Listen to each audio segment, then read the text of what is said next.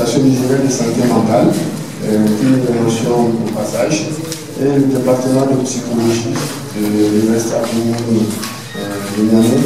Merci encore une fois pour l'accueil, pour l'accompagnement. Merci encore pour les autorités, pour tout ce qu'ils font, pour la promotion de la science en général. Ce colloque n'est pas le premier, c'est le cinquième. Donc il y a eu un tout premier en 2017 qui s'est passé à Dakar, au Sénégal. Il y a eu un deuxième qui s'est passé ici même à Niamey, en collaboration avec la Société de médecine interne du Niger.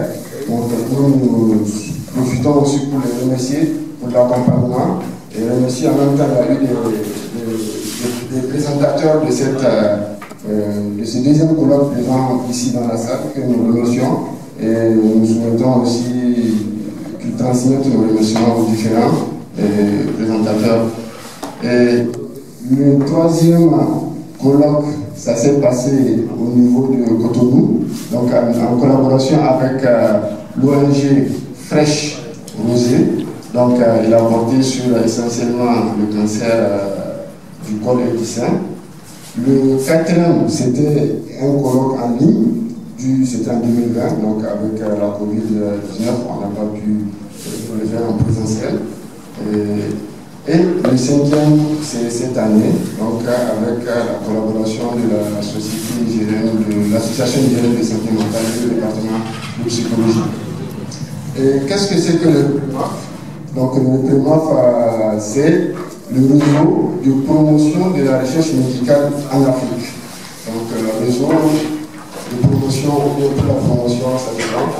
Donc pourquoi ce réseau? La mission principale, c'est de contribuer à la production scientifique en médecine et les sciences apparentées. Donc, ce qui explique notre présence aujourd'hui dans le département de psychologie, parce que toute personne qui dit médecine, santé, sciences sanitaires apparentées, les neurosciences, donc on ne peut pas dissocier tout ce qui est psychologie, tout ce qui est psychiatrie, tout ce qui est les sciences apparentées. Du domaine des neurosciences. Pourquoi le REPREMAF a voulu se lancer dans ce domaine? Voilà quelques chiffres qui vont peut-être nous faire un peu froid au dos. Ça, c'est un rapport de l'UNESCO, qui est l'unité des Nations Unies pour la science et l'éducation. Donc, dans un rapport qu'ils ont publié, en termes de chercheurs, en Afrique, en 2013, ça encore, je pense, ça explique notre résultat. Ouais, les dernières, pourquoi les dernières, en tout cas les avant-dernières statistiques remontent à 2015.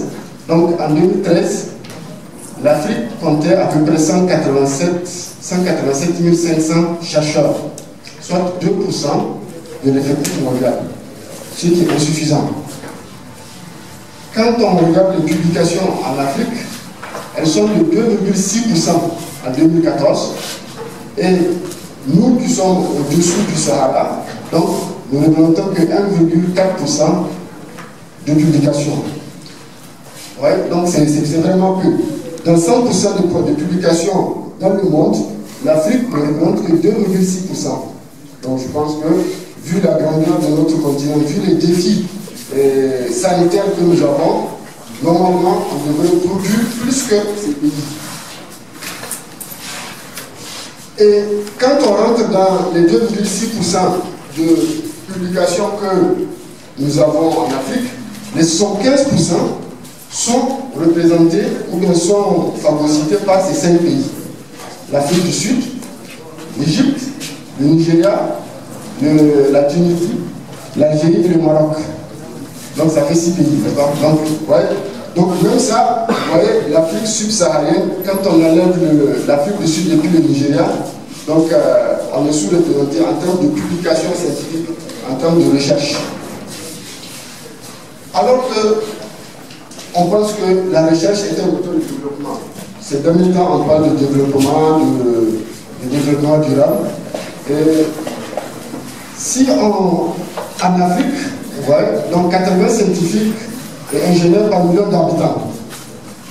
Alors que quand on compare avec les autres pays, le Brésil, 150 millions, 150 chercheurs par million d'habitants, en Europe, 2500, en États-Unis, 4000. Donc quand on fait une comparaison entre le développement de ces pays et nos pays, et qu'on compare avec le nombre de chercheurs, donc, je pense qu'on peut admettre qu'il est clairement admettre que la recherche est le moteur de développement. Pourquoi ces pays sont plus développés? Quelque part, c'est parce qu'il y a beaucoup de scientifiques, il y a beaucoup de productions qui sont utilisées par la politique pour faire avancer, pour faire développer les pays.